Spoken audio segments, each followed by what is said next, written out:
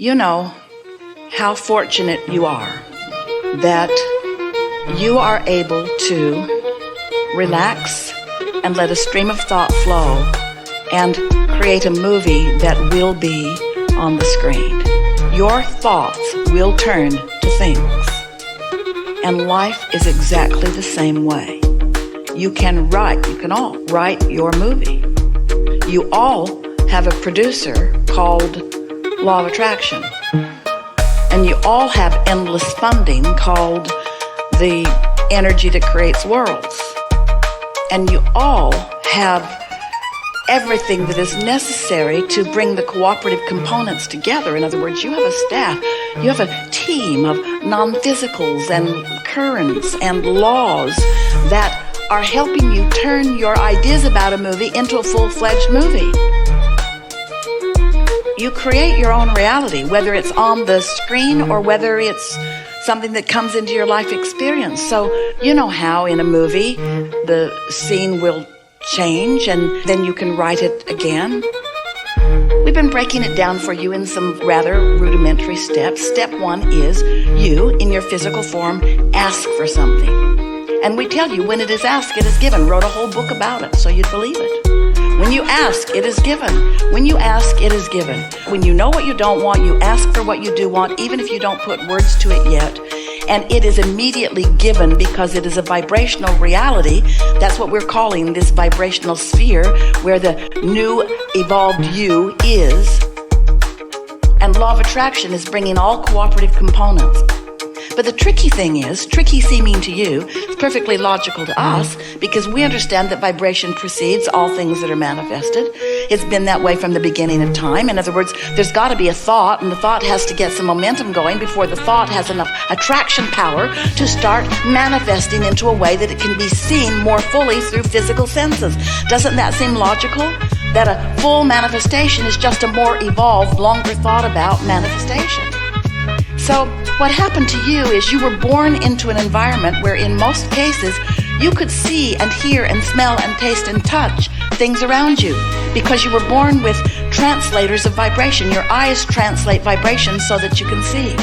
So you are a translating of energy genius and you say, oh, here's reality. Well, that's a wonderful thing that you can become immersed in reality. But the thing about you being immersed in reality is that it makes you sometimes only want to be immersed in the already manifested reality. So you get all motivated and activated and enamored with the what is, the what I can already see and hear and smell and taste and touch. And the problem with that is if you're only offering your vibration about what you're observing, then you can only create more of what you are already observing. If you want something different than what is, you've got to offer a vibration that's different than what is. And that takes some discipline because what is attractive to you because you can see it. Your airways are full of conversations about what is, even though your environment wants so much that is so different from what is. You keep beating the drum of what is, and so you keep recreating what is. It's like a regurgitation process that's happening in immense proportion right now around you.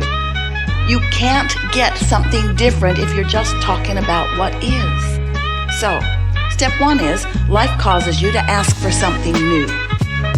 And step 2 is, in this vibrational reality where you have shot your rocket, your inner being has become immediately a full vibrational responder and now emitter of a signal of that new request.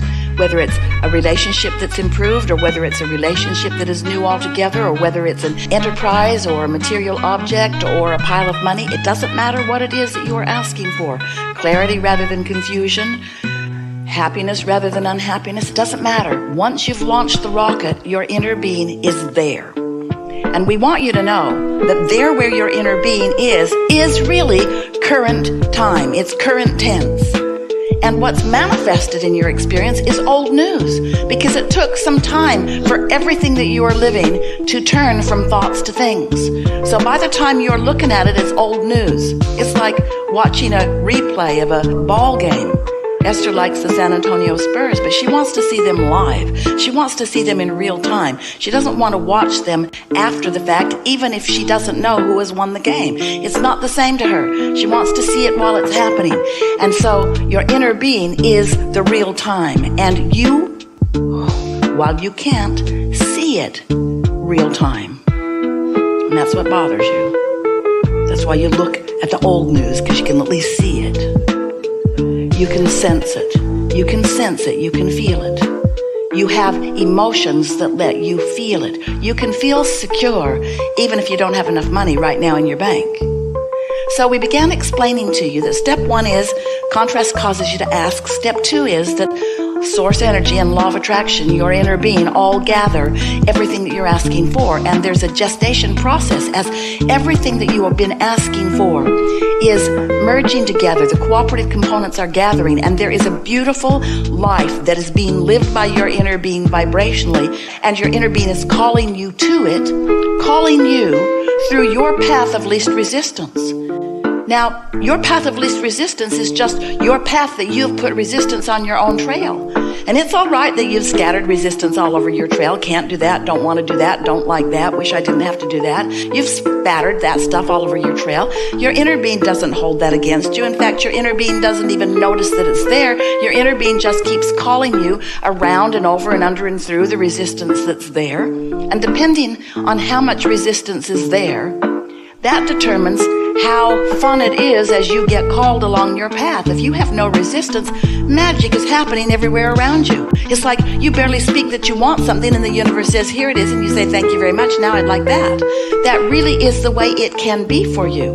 But if you've been down on yourself or down on somebody else, or not believing in your ability to create, or believing that you're not worthy of creation, or focused upon the lack of things, if you've been, like most people are, focusing upon the manifestations of the world rather than upon the vibrational reality that is in the process of becoming, then you probably have plenty of resistance that your inner being is calling you through, which means you are probably having sort of a bumpy ride along your way to everything you want.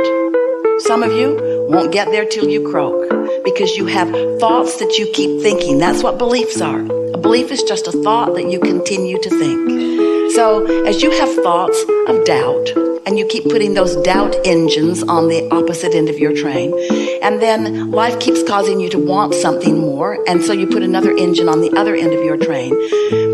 As you move through life, you've got competing engines of bigger and bigger and bigger proportion, and then you feel tense because you're asking and not letting yourself go, and asking and not letting yourself go. And here's the thing that is most interesting to us, and the thing that we most want you to hear from us. Your inner being will never stop calling you this way. Now, if your inner being would stop calling you this way, you'd feel better since you got opposing engines going the other way. Because then at least there wouldn't be tension. You just go in the opposing direction of what you really mean, but it wouldn't be tense. But your inner being will never stop calling you. Your inner being will never stop keeping its promise to you. That since your leading edge physical human experience has caused you, and in fact the entire universe, to expand, your inner being will never stop calling you forward into that expansion. And so, that brings us to step 3. Step 1 is you ask. Step 2 is source answers and continues to call you and answer you.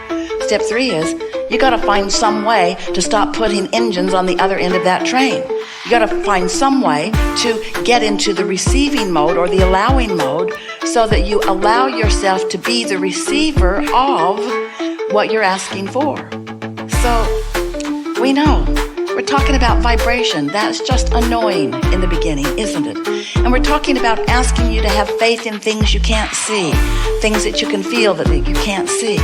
But when you do, when you begin to accept that law of attraction is real and that your guidance system is real also, when you accept that and you start really taking note of how you feel and you make some attempt at thinking more and more thoughts that feel better and better to you, so you are offering less and less resistance, then you begin to get movement.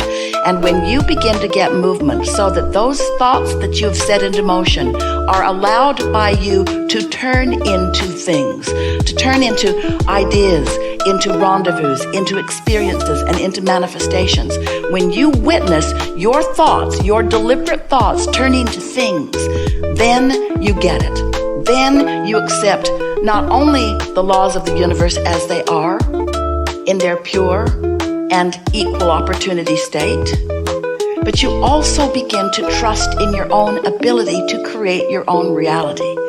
And that's when something wonderful starts happening to you. You begin to feel your blessed worthiness. You begin to expect good things to come to you. It's nice, and we know you often appreciate witnessing good things coming to others. There's nothing more thrilling than to love someone and watch them thrive. But sometimes when someone else is thriving and you are not, then you make up things that are not true about why. You try to explain that they're thriving because they have better advantages. They're thriving because they were born into it, or they were thriving because they had this education or this advantage, or. And every time you do that, you're really talking about your disadvantage.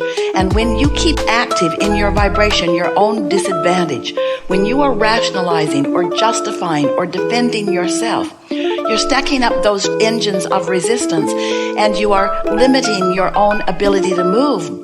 But here's the thing. You've already asked, and it's already been given, and you're already being called. And so every time you do that, the tension is greater within you, which causes you to feel greater anger or greater depression or greater feeling that you are being left out in some way. And we want you to know you are never being left out. As you look across the board in the world in which you live, on subject after subject as it relates to you or maybe to others, you might notice that things are not even. Different people are living different experiences, and certainly it isn't even, but it is always fair, because it is always law of attraction responding to the vibrational output of whatever's going on. So rather than arguing in a limited way that it's just not fair that you're not getting something and somebody else is, stop if you can looking at the manifestation and begin to evaluate just for a little while what you're doing vibrationally. Because what you will begin to notice is that those that are thriving on whatever subject of desire it is that you are witnessing are thriving because their mood or their attitude or their opinion about it is something that is working for them. You cannot work against yourself, even by noticing what is, if what is isn't what you want to be, without limiting yourself. And that slowdown doesn't feel good to you. Doesn't feel good to you because of the energy drain of contradicted energy. It doesn't feel good because of the lack of clarity that you are providing for yourself, the clarity that you are not allowing yourself to experience. And then it ultimately doesn't feel good because as it unfolds, it's just more bad news to you. And then it really doesn't feel good when something manifests that you clearly do not want. And we're just saying, you have more control of your experience than maybe you have realized, and that's why we like to visit with you. We know that if you are like many people, you are stuck in the awareness of what is, and it makes everything we're saying here not only feel irrelevant to you, it makes you feel irritated by it. That's sort of the way the movie makers keep you engaged, is they give you a problem to which they help you find a solution, and then you feel better. But it is sort of the way that the resistance helps you to continue to create and ask for more too. And so as long as you know that no matter what's happening, you can keep yourself happily engaged and moving along, and knowing that you do ultimately have complete creative control over what happens, not only with your movie, but with life. You always have that guiding light to feel your way into alignment with. Your vortex can always be felt by you unless you're too far gone in the opposite direction for now. But after a good night's sleep, you're back in the game again. We've enjoyed this interaction a lot.